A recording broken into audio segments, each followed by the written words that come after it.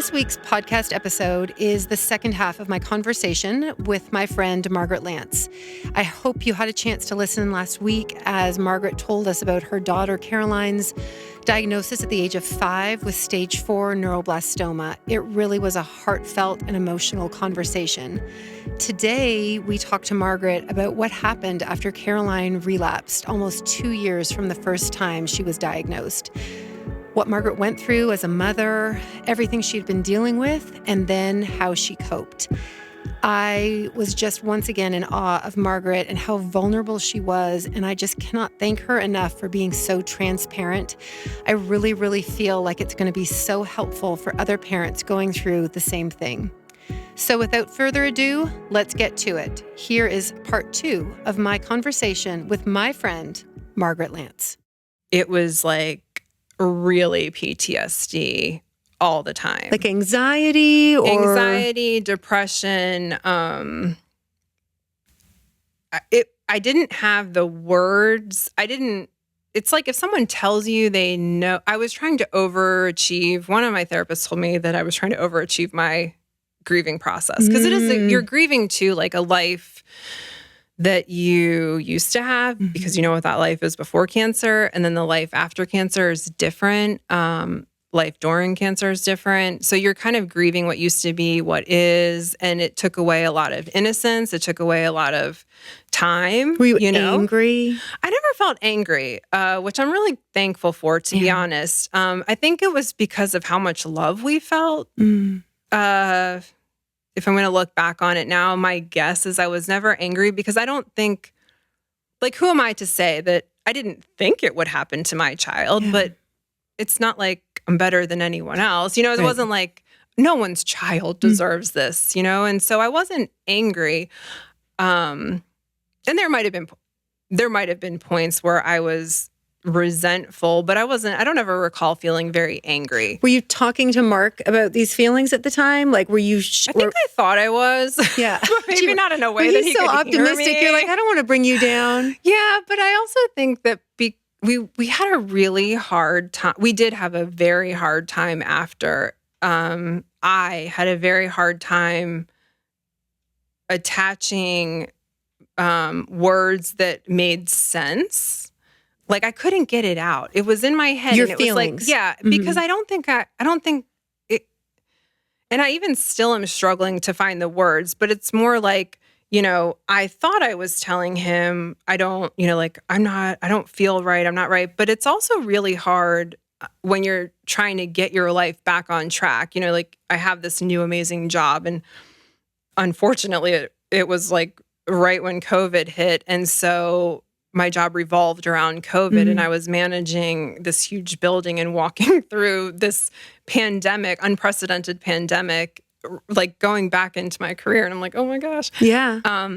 So, you know, you're dealing with life stress while also trying to deal with like, why the heck am I still feeling? Like, I just thought I shouldn't be feeling that way. Yeah. So I think part of it is I squashed it for a while, just thinking like, okay, you really need to get over this. She's fine. Everyone's fine. Everyone's healthy. It's the best case scenario in this situation. This is what we wanted. This is what we wanted. Yeah. We got what we wanted. You know, we were so loved through it and so supported.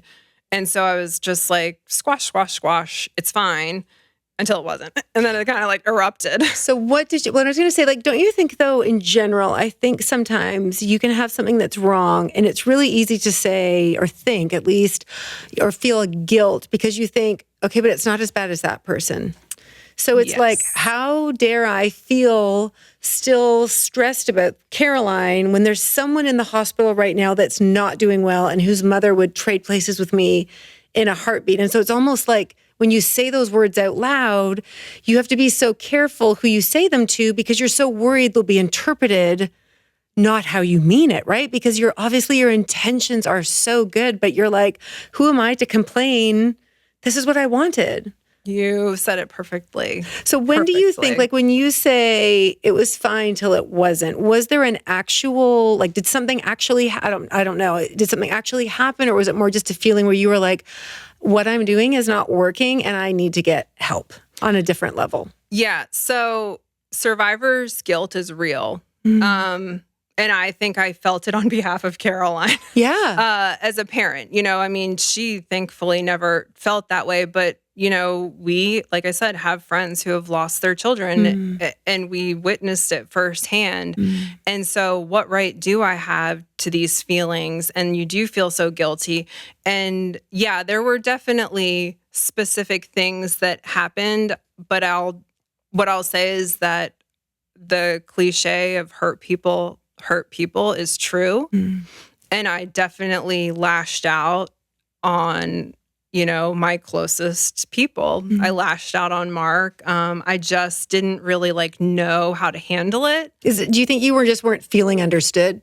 Yes. I felt like I wasn't, but not that he wasn't trying. Yeah. He gets all the credit. Well, it's almost like trying. you didn't even understand how you were feeling. Yes, exactly. And I just didn't. It was this weird, very isolated, because you can't talk to I don't know the right word to use, but your friends who have not walked the cancer life about it, because, their perspective, not to speak on everyone's perspective, but their perspective is you got the best thing ever. She's great. And they're right. But then you also can't talk to the people who have lost their kids, because they would, like you said, trade places. They would give anything to feel what I'm feeling on this anxiety of what am I dealing with? And so then you're just now in this world of aloneness because your partner is going through it, you're going through it, you have regular life and all these things. So I guess all that to say is I didn't really feel, I didn't have the words and I didn't know what I was feeling, and it just kind of erupted. And it erupted in March. The penultimate turning point was in March of 2022, so last year. And it got to the point where I did Mark, actually, and my sister and our marriage counselor, and I want to say my therapist too. They were like, we need you to go somewhere. Because they were just worried. Yeah. You need help. You need help beyond, we don't know how to help you, and you need help. And so I ended up taking a leave of absence of work, FMLA, and went to the Integrative Life Center, which is a residential trauma program or treatment facility. They actually do a lot of things, but it is in Nashville. It's at an undisclosed location. So you get dropped off. You can't share. Okay. Oh, you didn't even know where it was? I don't actually even know where it is. What? You go in a blacked out car. It's actually pretty interesting experience. And you stay there? You do. You live there for a minimum of 4 weeks, up to, as long as you need, but they were basing my case and my history. I was going to need about 6 to 8 weeks there. So I was planning on leaving my family for up to 2 months. For inpatient therapy. For inpatient residential trauma therapy. And that was a huge decision, as you can imagine. A mom leaving their kids, and also explaining it, why you're going. And, we told them that I needed help. And I just needed to work through some things. And I was going to go to a place that was all women, an all women campus. And I was going to go somewhere where other moms and other women needed just to have some quiet time and they are familiar with therapy. Yeah. So they need therapy, and you just, learn new skills, and you're on a retreat, which is true. It is truly a retreat.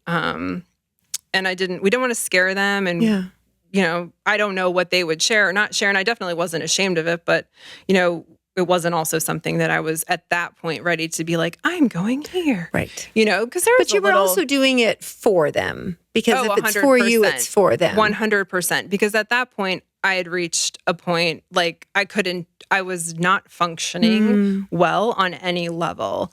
And if I needed to make the choice, seriously look within and say, what do you want? I want my marriage to be on track. I want my kids to have the best version of, I wanted to be in their lives, just not going through the motions. Yeah. And at that point, I was so in my head that I was just going through the motions, and I needed to get out of my head and out of my body and back into my life. And so... Well, and I do think it's amazing that you saw that, because I think there's a lot of, not just women, but people who are feeling that exact same way, maybe not even because they've had a sick child, but about anything. Oh, yeah. And are just going to be content and go through the motions for the rest of their lives and not be the best version.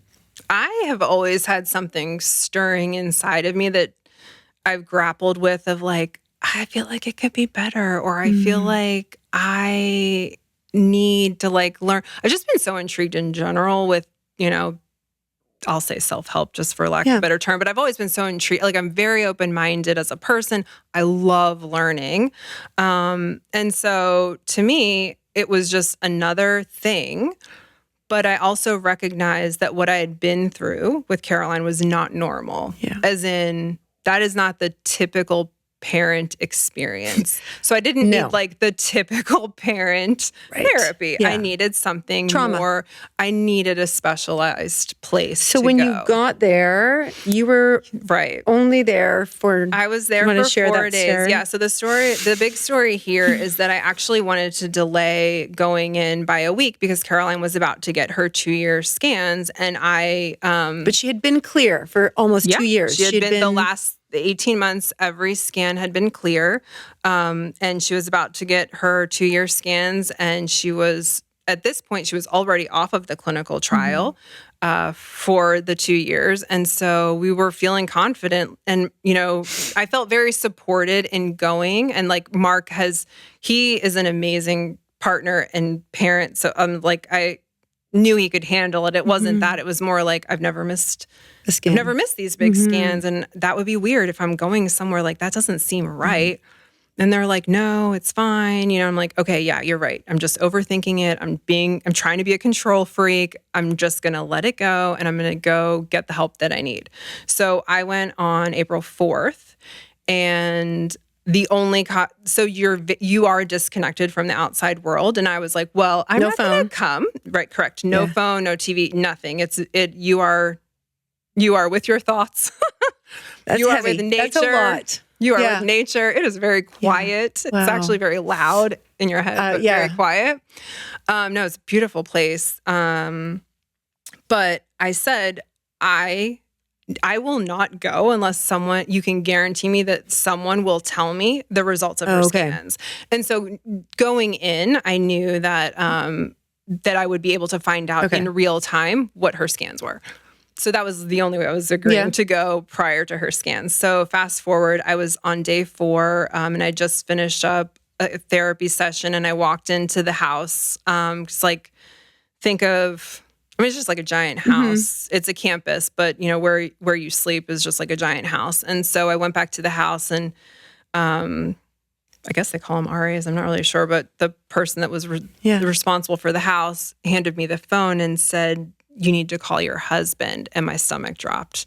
And I was like, that's not my therapist telling me the scans are clear. They just told me to call my husband. And because it was supposed to come. The call was supposed to come. Yeah. Well, I was just supposed to be my therapist telling me that the scans were clear. In everyone's head. In everyone's head, the way that it was going to work is just, life always planned works the out, way. Yeah, the way that life always works the way you plan.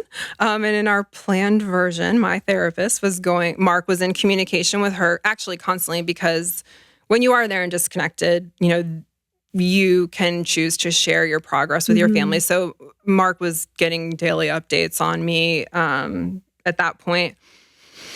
And my stomach dropped, and I just knew that they were handing me a phone, and I wasn't supposed to be on the phone. And they said to call my husband. And then, so that was March 8th, and Saturday it'll be the 1-year mark. But I was alone. And that time I did break down like you think. Because he said he actually had our doctor on the phone with us. So they called me together. And he said that something showed up in the CT scan. It's actually a couple spots. It came back in 4 places. And I just remember saying, "Come and get me right now." And he, he hadn't told the kids. And I actually feel horrible for how he found out, because of the magic of the digital world, he found out on the app, because you get the results immediately. And, you figure at this point, we're 4.5 years into it. And we know how to at least read for the most part. We can read what the impressions are on the scans. and he was driving the kids to dinner. So he was alone in the car, and he saw the scan results pop up at a red light, read the results, and no one knows the story actually. Oh my gosh. But he read the results, and then sat there with it alone, had to go through dinner as if nothing was wrong, then came home and kind of like, I don't actually know, I wasn't there, but but what he told me was like the kids went off to play, and then he and the doctor were talking, and then they called me, and I couldn't leave that night because of the. I mean, I have no qualms about it. Of course, I would want to have gone home that night to be with him, but I understand that that this place is isolated for a reason. You do not give out the address for a reason. So he couldn't just come get you. He could not just come get me, even though we were within driving distance. And so I had to wait until the next morning, and they had a car come and pick me up and take me back to Nashville. And he met me at the office. But that night, I mean, I broke down like what we were talking about at the beginning, the first way, when you first find out, you think you're just going to fall to the floor and cry. That's what I did. That was what I did immediately on the phone. And I was just remember saying, come and get me right now. I need you to come and get me. I can't be here. So then imagine like your husband finds this out alone. Then you're over here literally trying to get help from the first time it happened. Right. And you're like, okay, this is very next level. And then I was disconnected. So it's like you hang up the phone. With no phone. And then you just have to sit there. Did you sleep? No, I did not sleep. I had a horrible migraine all night. I don't remember crying a lot. I journaled. I have not read that journal since I haven't read it since I wrote it.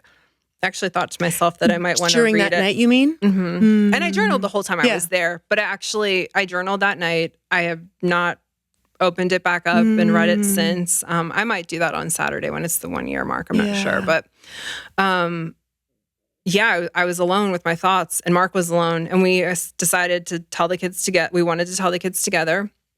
So that next day, when he picked me up, we both picked up Caroline from school, and she was shocked because I just left 4 days so she's ago. like, "Why are you back?" Right, and she was like, "What? You're supposed to be gone for a long time. Like, what's happening?" And she goes, "Did my scans come back?" And then, I mean, we were in the car line at school when she found out. Like, it doesn't ever really go as you plan. Like, we were hoping to tell her at home. But she saw me and knew that was weird. And then I just couldn't hide it. And this time, unlike the last time, I definitely don't cry as much as I feel like I would like to cry. Yeah. Like, I definitely hold it in a lot more than I, because I don't want to be falling apart around her all of the time. But this time more than the last time, like we've all been very real with our feelings. It is very scary. A relapse does not have standard treatment. There is no roadmap. So what did they begin treatment with her again right away? Longer than the first time, only because there's no standard treatment. So we had a lot of stuff to figure out. Yeah, they needed to figure out the locations were dangerous, so they weren't sure if they were going to be able to biopsy and that she would survive the biopsy surgery, which is very scary because it was around her jugular vein and her nerves for her vocal cords. Yeah. It was wrapped up in her vocal cords, so that there was a significant risk of her bleeding out just for a biopsy, which obviously that's not worth it. Yeah. Her losing her voice, that's not worth it. You know, they're like, we know what it is, let's go and attack it. But the reality is pediatric cancer is severely underfunded and they're researching the best that they can, but because it is so rare, just overall, pediatric cancer, that's not where the money goes. And that's really sad. And I don't want to get on a soapbox, but all that to say is there wasn't anything to turn to other than most likely this is the best case scenario of if we give her these 2 chemos and this antibody therapy, that's what has statistically proven to, help get kids back into no evidence of disease land with these cases that we have. And so we wanted to make sure, everyone was doing their due diligence. Her team, they presented it at the Pediatric Tumor Board, which is just, this conglomerate of hospitals that, Vanderbilt reviews it, and at this point, also 4.5 years in, we have a lot more contacts. Yeah. So we You're sent like it. pros by now Yeah. at So the hospital. Mark was like sending her scans everywhere.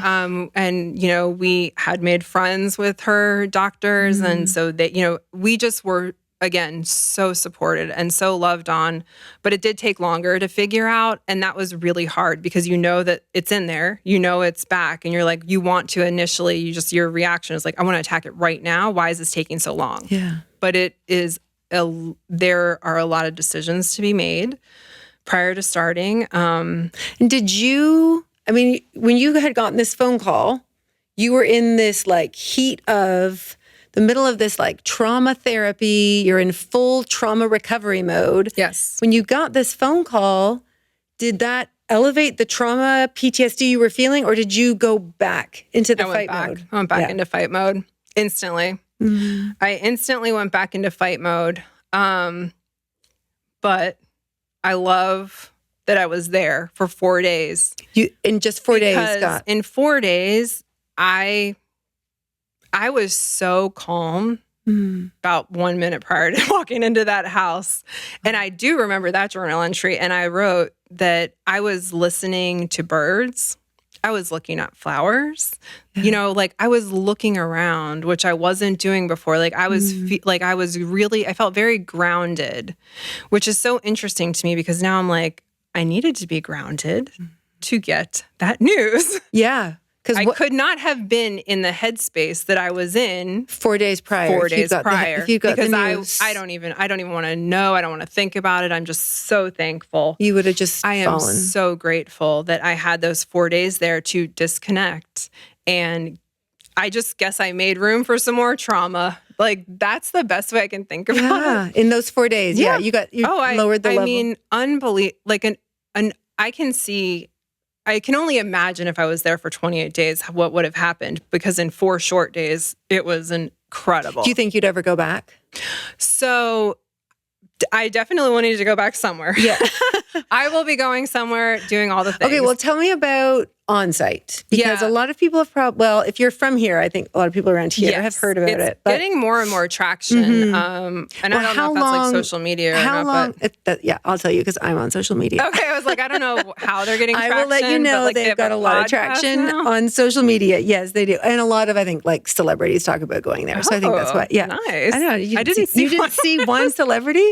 That's probably good. If you were like, oh, I saw her and her. Honestly, they might not be doing their job. Mark always recognizes he would celebrities for around sure here, and I recognize don't. people. So the chances are I probably was around when I had no idea. Well, how long after your first treatment and the phone call about the scans and the relapse, then did you know you had to go to on-site? So her treatment protocol, very different than the first time around. And the overall gist of it is you're inpatient for 1 week getting really, really intense, dangerous medication with a lot of side effects for 1 week. And then you're out of the hospital for 2 weeks and just put that on repeat for 17 cycles. So, and we've hit quite a few bumps along the way with, she's very immunocompromised. So getting delayed because her blood work wasn't, her immune system a lot of times wasn't at the level it needed to be to get treatment. So you wait a week and that whole thing. But after, it would have been around August. So that would be fully into 4 or 5 months in. Which I thought at the time was going to be about the halfway point. I started to feel that feeling, which I still don't have a word for, to be honest, of like, okay, this is building up again. This is not good. Like, how am I? And I started to get anticipatory anxiety because her anniversaries are, at least they've always been very big to me relative to cancer, just because, again, it delineates that before and after, the day your life changed, the moment your life changed. And I think that's true for most parents I've talked to in this cancer world. But I always, October kind of even though her anniversary's Thanksgiving, October starts to like build up. And for some reason, I just was like, oh my gosh, we have so many more cycles left to go. I am tired. I don't know how, because this time, unlike the last time, I was trying not to squash everything down. So although I did go back into fight mode, I was much more self-aware. Did your family kind of agree you were going to be more emotionally kind of available to each other, or just? I don't even think it definitely wasn't a conversation. I think it naturally happened that way because I think everyone was very realistic, and we had to be very realistic with the kids. We had to be Caroline's now 9. When So she's much older. more aware. So a 9-year-old and a 4-year-old are very different. And she had a lot of questions. At this point, 4 or 5 months in, I had been answering questions. Why is this happening to me? Why can't I be normal? Am I going to die? Like things that I don't even know the answer as an adult, right? Let alone the actual, I don't know. And kids ask questions just so matter-of-factly. Absolutely. And she has been around this world for a long time. She knows people that have died. She knows. And at that point too, in August, she had, we'd been there long enough. It was a very hard road. Even just at that point, it felt long, and we had so many more cycles to go. And so I was looking around, and I knew there was no way I could go away for a month. I couldn't even picture a week at that point. But on site, I want to say it was one of the places I looked at originally before choosing Integrative Life Center. And I was like, oh my gosh, they have a 4-day program where you can go, and it's an individual intensive therapy. And so I called and got information, and I found available dates, and they had something that was really soon, because you basically plan, although you can't plan your life at all in this world because it can change in a minute or a day. One wrong germ and you're in the hospital. Yes, she's back in. Yeah. So, but we plan our life in 2-week chunks. So she had just gotten out of a cycle, and I was like, okay, if I can pull it off, if I could go next week, I could go. And Mark has always been supportive of anything that I've needed ever, really. But, I went to him and I was like, what do you think about this? He was like, yeah, I mean, if you need to go, it's fine. We got it, whatever. So I made the arrangements, and I went, and it was 4 days. And it was the best money I've ever spent in my life. I think that, I don't know, I don't want to speak for Mark, but I know that he knows it made a huge difference. Yeah. And how so did it make? So the interesting part is I thought that I would go there and talk about cancer. Yeah. I thought I would go there and talk about PTSD. I thought I would go there and talk about all the things that I did that I was ashamed of, or that I, just issues that were kind of floating around. I thought I had this idea of what it was going to be. And the admissions process is very extensive. And because I had been around so much therapy for so long, and because they are so amazing and insanely they're true experts, best of the best of the best. Yes, they are. Incredible.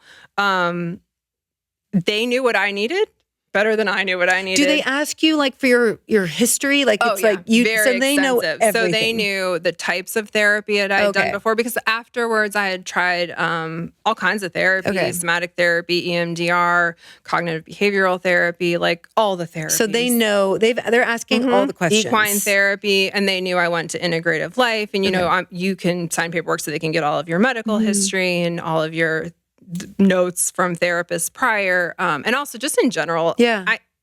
I knew that if I was going to spend this money and we were going to make this sacrifice for our family, there could be no secrets. No, there's no point, because if you're not going to be completely open and honest, it's not going to work. And I was ready, and I am just in general an open and honest person like that in these situations anyway. It's not going to help me if I hide anything. So what kind of can you share? What kind of things were they asking you about? They ask you all the therapies that you've been through before. Is there something you'd like to focus on?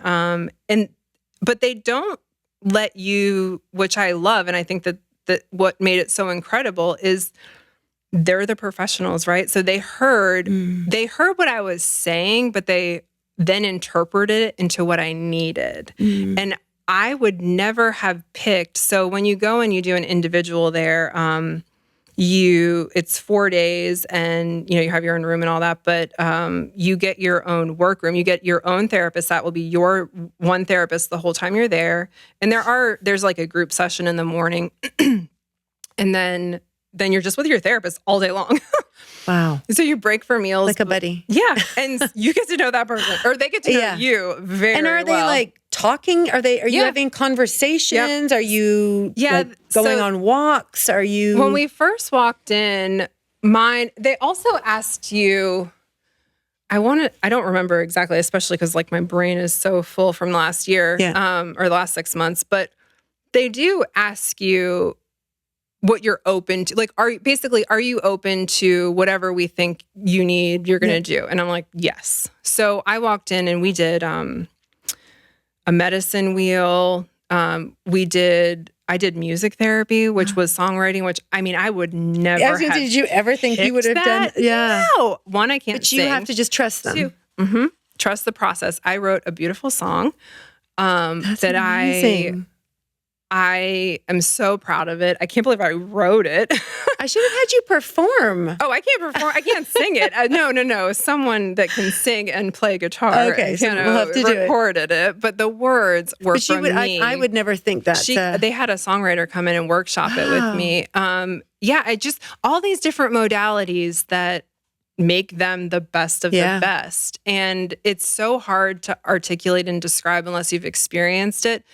But I would say I went into it with a completely open mind, and I came into it like ready to accept however they could help me, because I knew that I would not be able to get through the next. At that point, I thought we'd only had like maybe 6 more months to go for treatment if I did not relieve kind of, again, like that pressure valve of like, I just need to let some of this steam out.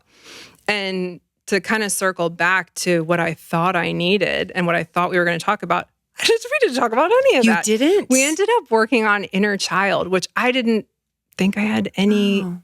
Everyone has an inner child, of course, but I guess I wasn't connected to mine at all. You thought they were going to just ask you about like the hospital and things like that. And process PTSD. And we spent almost the entire time on inner child, which changed my life. So in what way did it change your life when you left? Because I had a great childhood. So I didn't think I had to process anything from my childhood. But the interesting part about working on inner child is that you learn you can connect your behaviors as an adult to your childhood. So like, let me think of a quick example. Cleaning. I clean when I'm anxious. I organize when I'm anxious. And that is comforting to me because I guess I clean. I did it when I was a kid, and I don't remember. I know we had chores as a kid, so I can't say exactly like, oh, we had to clean, and so that's why I clean when I'm nervous. But for me, I grew up I was one of 4 kids. There were 6 people in our house. Like it was very chaotic, but just in a normal family way. So I could control my little space, my room. So it would be, I'm going to control this drawer. We're going to just organize this junk drawer. We're just going to like control that. And just different, things that I'd never really considered about, why do I love words of affirmation? Why do I need this validation here? So really it was having nothing to do with the hospital stay. Nothing. Wow. Like I know that we mentioned Caroline. Really? And you thought you were going there to just like hash the whole thing. Did at any point did you say, are we ever going to talk about this? No, because that's not your job. Well, but also it flowed so well. I was loving it. And I felt like we were making so much progress. Did you feel like it was enough time? Yes. Okay. You were ready to be done. You thought, I'm good. Yes. But not in an I'm done, like I'm over this. It was like, wow. Do they send you home with stuff to yes. continue? So you get an aftercare plan, but my aftercare plan it's very realistic for the world that I live in currently. But also, I was finished because I felt like I closed the door on something I didn't even know the door was open on, if that makes sense. So like, You wrap up on a Monday. You wrap up on a Sunday, and then you do spend the night Sunday night, but then Monday you kind of have a last general session, and then you leave. And on that Sunday, I felt so good and so proud of the work we had done, and so like, wow, I'm good. Like I'm finished. Like blown away that I didn't even want to save any. So you get your own therapist, but you also get your own individual workroom. So you can put stuff on the walls. Like it was our space for the whole time we were there. So my therapist and I took everything down off the wall and we went to the fire pit and burned it all. Wow. Very symbolic. Yeah, very symbolic. Did you feel it was free beautiful when you left? Yeah, like I did. A free feeling? I felt a quadrillion pounds lighter. Oh. I felt like I was floating. I felt like, I remember when I first came home, I kept forgetting my phone when we would leave the house. Because we weren't used to having it. Yeah, and even as a person not on social media, I'm still very attached to my phone. Text messages, emails, that's just how we communicate. I kept forgetting it. Like everyone I would forget. I was living so in the moment, and I was so thankful that Mark gave me that space, and I say thankful to him because that means, again, he's there picking up the slack, on him. Doing all the things so that I can go and take care of myself. How do you think did it like just on a practical day-to-day basis with Mark, with Caroline being in the hospital? What did you see yourself doing things differently? No. Or was it more the feelings? It was the feeling. It was How all you the felt feeling. about it. I felt like I lost all this weight. And so I felt like I had all this room more now. Equipped to handle. So I was calmer. I know I smiled more. My sister said in pictures, that I would just send her random pictures from whatever we're doing. She your smile looks genuine. You don't look as heavy, like behind the eyes. And that's exactly what I needed to walk me into the original diagnosis anniversary date, because this year her diagnosis anniversary fell on Thanksgiving Day, and it was the 5-year mark, which I don't know, just 5 years seems like a milestone. And I never thought the first time we would still be here. Like it just didn't. We had gotten so comfortable in not, her being clear for that time that I didn't think relapse was in the cards for us, to be honest. And so I needed all of that room so that I could to make space for it. With fill it right back up with trauma, more basically. trauma. And to be transparent, I'm going to do an EMDR intensive next What's week. that? What's EMDR? So it's eye movement desensitization reprocessing. I've heard of this. And have you ever done it? Yes, I've done it before. And the lady that I did it with before opened up her own place in Columbia. It's the EMDR Center of Columbia or something like that. Do you stay there? You do stay there. Well, you have the option to. I think the only way, in my opinion, the only way you get the most effectiveness out of these types of intense treatments is disconnecting. Because we live so close, she said I could go home at night. And I'm like, I'm not going to do that. Because one, mom needs a break. Yeah. And two, it's very exhausting. It doesn't sound like you don't. I would imagine it takes a lot out of you. You are wiped. Yeah. So, but you also want to then, you process it a lot during the session, but then you go home or wherever after the session. So you're in there for, I think, 6 or 7 hours of the session. And then it all comes out. Then you're journaling like crazy. You're processing, you're thinking, and you're doing all the things. So I'm doing that the end of next week. And it's only 2 days. It's 2 days, so it's short. But you could write a book on all of this therapy because you have. I would love to write a book, actually. Much you could write a book on your experience, but just so much about different kinds of therapy, and I think people don't even know what their options are. No, and I think they don't. I do feel like the shame cloud is being lifted. I do feel like people are getting much more comfortable with saying, "I go to therapy. I do this therapy. Try this." People are open to and again, I love learning and I'm open-minded. So if I have a friend that she's did this biofield tuning, I'm like, sure, I'll try that. Yeah. Like, sure. Whatever. Why not? Like, you have nothing to lose once, too, right? also. But with Make this room for more trauma. EMDR, I knew it worked before. And this is getting those images of the hospital. So this time we will focus on the hospital. Where it takes you, nobody knows. Yeah, okay. But you do, like, she will have me picture the images that I can't get out of my head from Caroline in ICU, from, her in the hospital, from the beeping. Like, there's like certain sounds.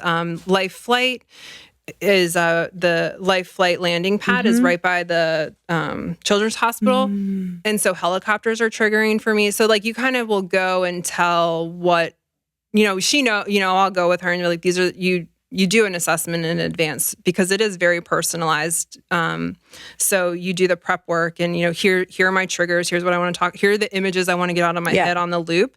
And essentially the theory is that you replace those theories or those pictures with a memory that's, it just takes the edge off of that memory. So it's not like it won't be triggering. Yeah. It just won't put you into a panic or a depression or, like after a while. Yeah, I love that. And I know it works for me personally because I'd done it before, specifically with this person. And she is well known. And so I feel very lucky that I get to go do it. And I feel like I got to the point where I was feeling, okay, I'm maxed out. We still have 4 more cycles to go. I was going to ask you, where's Caroline at now? She's in a cycle 14, day 3. Oh, to be exact. I'm wearing my little hospital I know you have your hospital band because she's still in the hospital right now. Mark's with her. And so we have 3 days left of this cycle. We'll hopefully, assuming all goes well, we'll go home Saturday and just in time for Easter. And then she'll have 3 more treatments after this and then hopefully be able to get back on the clinical trial that she was on before. But I knew I could feel myself about a month ago just because, again, anniversary is coming up on Saturday and that's triggering for me. But also, when you hear this the first time and you're like, okay, 17 cycles times 3 weeks a cycle, add in a couple delays. I thought we'd be finished around February-ish. Yeah. Okay, well, it's not. It's way past February. And we still have 4 more cycles to go. Well, I think too, like when you have your personality, I think when you're a planner, you're type A. And then also just for moms, it's like you often get like this plan of how you want, whether it's the day, your life, the month, the vacation to go. A day. And it can be really easy when one thing goes awry that you're like, well, that's all ruined. It's all ruined. Yeah. And, kind of like that doomsday mentality, I think, sets in. So I can't even imagine you're actually living in a very real life scenario. And in the beginning, I still tried to make a plan for the 2 weeks in between. And then I stopped eventually after on-site. Actually, that was one of my aftercare plan things, was to kind of stop planning just because I would spiral if the plan, like what you said, if the plan doesn't go, I'm like, already so much is controlled by her schedule that I just want to do this one thing, or I just want, why can't I just go to this one dinner? Like a dinner plan to go out with girlfriends, and she was fine all day. I was like, what are you guys going to watch tonight? We're spikes of fever at 4:00. And in my head, I'm like, okay, I think I can still make it to the dinner at 7. Right. Meanwhile, we're in the hospital for days. Okay. Like she was admitted and we ended up having to stay there for days. That was you being optimistic. Well, I know. I'm like, that's your optimistic side.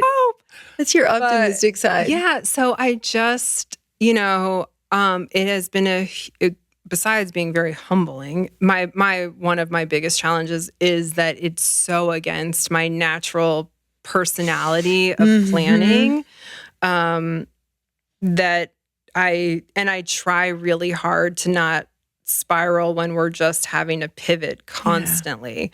Because that's just what it is. I mean, that's what life is anyway. And it's so funny how quickly we fell back into that perception that we were, in control of our lives and could plan our lives. And I think that the first time around, I did think it was like, I won't say over, but I thought we had moved past it. We were super close to the end of being officially past it. Like the finish line. Yeah. Because after the 5-year mark, it's not considered a relapse. It's just would be a new cancer. Unfortunately, one of the number one side effect of her cancer treatment is more cancer.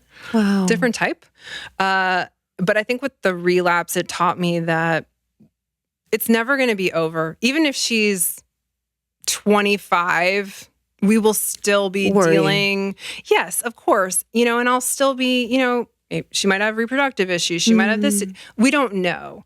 And it's never going to go away. And it took me all of this time to realize that. So I think that me doing these things when I start to feel like I need them, is my way of being able to sustain this life that I really feel so strongly I want. I really want a solid marriage. I really want to be there for my kids. I really want to participate in life. I really want to do something after this. I don't know what it is. But I don't want to just go through the motions. Yeah. And I don't want to sound cheesy and be, YOLO or live for today, because that's also really not how I live in general. I'm still a planner. I'm still overly YOLO cautious of a is person. Not really a word I would use to describe YOLO you. But is not my style. But I do it's like, wow, know. you've really come a long way. No. I'm not a YOLO person. But I do think that I have gotten huge awareness around being present, fully present as my body will allow me to be. But I love that. Because I'm still I got one foot in the future of planning and what I want to do, but I really am so proud of how much we've been able to learn together. But okay, well, we're all okay today. Yeah. We're okay right now. And when I started to feel not okay, that's when I'm I can take 2 days, I'm not far.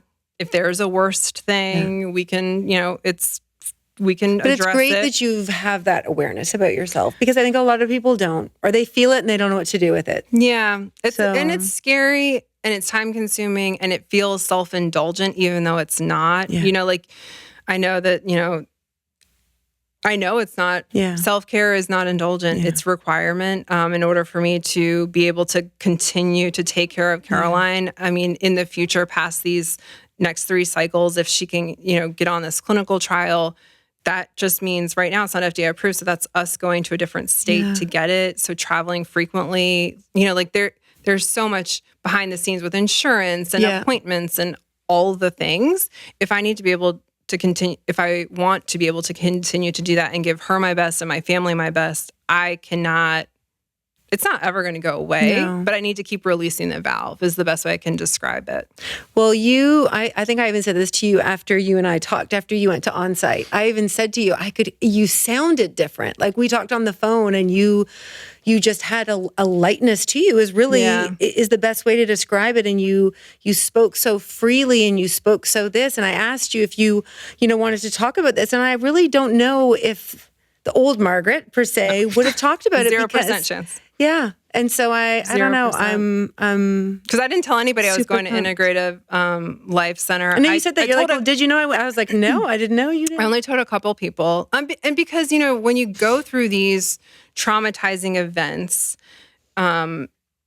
you do learn that a lot of things that come out of your mouth, and you state so matter-of-factly, it's just not a normal thing for, oh, we're going to go and do this. And people are like, what? Yeah, they're kind of looking at you. So I was not ashamed that I was going, but not that the average person might not understand, I'm sorry, what? Yeah. You're processing this, 2 years later? 2 years later, you're going to go get help? That's weird. Yeah. Or you're going to leave your kids for a month? What? People just need to worry about their own families. Yes. But, and I just didn't need the noise at that point. I couldn't handle it. I didn't have the capacity for the noise. And when I left, it's exactly what you said. I'm not ashamed of it. And now I'm more I would love for you to go. Yeah, I'd love to go. I would really like to go. I've only heard such great things. And it's funny, though, if you ask someone, well, what was it that's so great? It's you always get this kind of general roundabout answer. There's never something super specific. And I'm always like, yeah, but what was it? And they're like, oh, you just have to go. It's just the experience. I mean, they call it healing hospitality. So what they mean by that, and I definitely don't want to speak on behalf of Onsite, but what I understood it as they explained it is like, even down to the food that they serve you. Yeah. Like the bedrooms are beautiful. The food is delicious. And it's like you feel all of this love wrapped around you. You feel like you can relax, which I am not the most relaxed person. But you feel like you can let your guard down when you're really in it and in the thick of therapy and in the middle, because there were definitely days where I did not want to sit next to anyone at lunch and eat lunch because I was just like crying, or I was just in the thick of, thinking about things.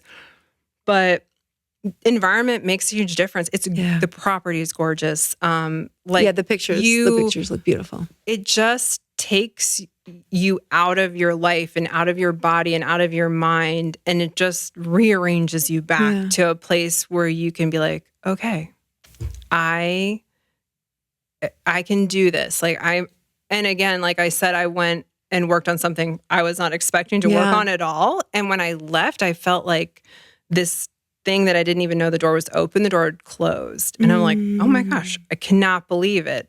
It was like what I had been searching for 20 years. Wow. Well, I am super proud of you. Thank you. Okay, so I wanted to ask you, and then maybe we'll pause and you get your phone. Okay. Get your phone because I'm going to ask you.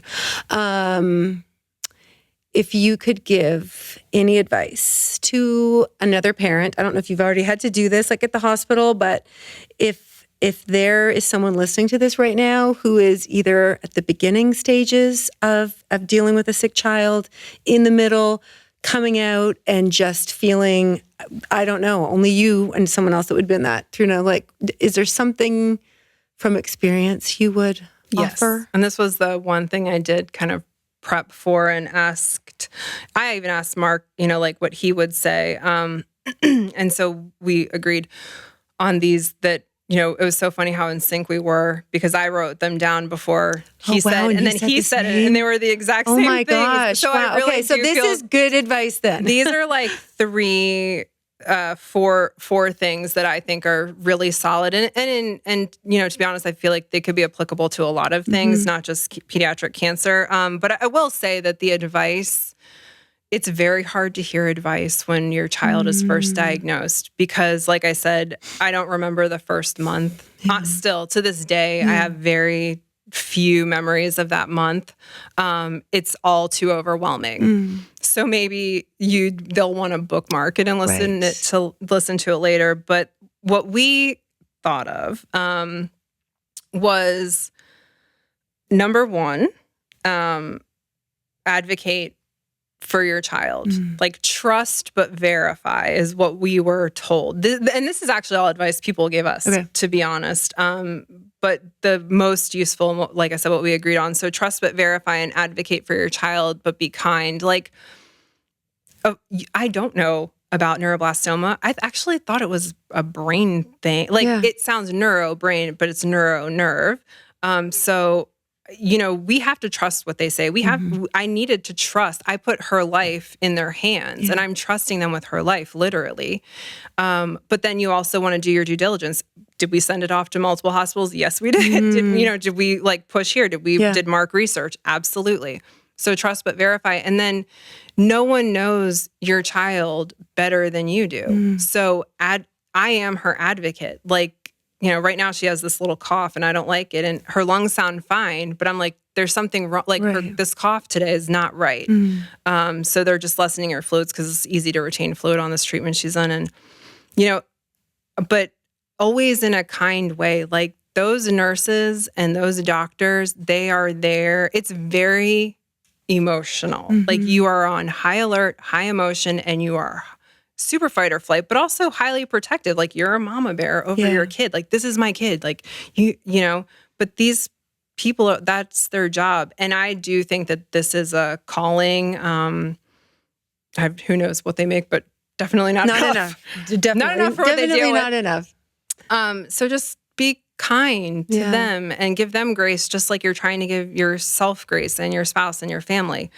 And And then the other two would be when you're making decisions and you do have to make a lot of hard, potentially life-changing decisions quickly, you will always make the best decision with the information you have at the time. And this is one I think could be applicable for any decision, anyone making a decision about anything. Yeah. We know, cliche, hindsight 2020.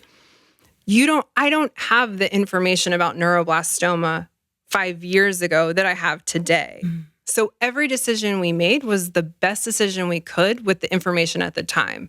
In hindsight, I actually don't think we would have made any decisions differently. That's how awesome I think our care team was. Yeah. But I think that parents really need to remember that they're making the best. No one's going to make a better decision for your kid than you are, in most situations. So just be confident in the decisions that you're making, that they're made on the information you have at the time. They're still changing the protocols because they get, we're 5 years later. So they have new information, new research. So you can't really look back and it just kind of helps mitigate the regrets. Yes. Yeah. Okay. And then the last thing was a surgeon told us this, and this was after the relapse when he came back to tell us that her port went in successfully and that they decided not to do any biopsy because of how dangerous it was. He said in that little room, what you really need to focus on, he was like, one piece of unsolicited advice is you need to really learn how to live with cancer. Not like, this is what I'm going to look at my phone because I didn't want to get it wrong. You're fine. Live with cancer. Don't let cancer be your life. And that hit us hard. And I also think that kind of ties back to why we've been much more emotional this time, because it's so integrated into our lives in a way in which, yes, she has cancer, but also she ran cross country this fall. She went to school. Yeah. She does normal 9-year-old things. Andrew he has his life. Yeah. Mark still works. I, still do things that fill me up. And so unlike the first time where I do really think we were so like cancer ruled our life. Your life. Now we're at a point where we have to live with cancer, but our life is not cancer. And so I think that if I don't know if I would have been as receptive to it the first time around, to be honest, but I do think that those 3 tidbits of advice are what I would pass on. Well, I love that. I appreciate it. And I'm just constantly in awe of your strength and Mark's strengths, and obviously little Caroline. And she's just, I'll put up her story because not you, Mark. Well, Mark does a great job of keeping up. Our social media, our PR. Your social media, your family's social media manager. I'm always PR like, manager. oh, there she is, her little, and then Mark's like, how do you know that? Oh, social media. Yeah. But I so appreciate you being here today. Thanks for having me, truly. And taking the time. And I think this will really be of help to a lot of people. I hope so. Well, I appreciate you. Thank you for having me. Thank you. Okay.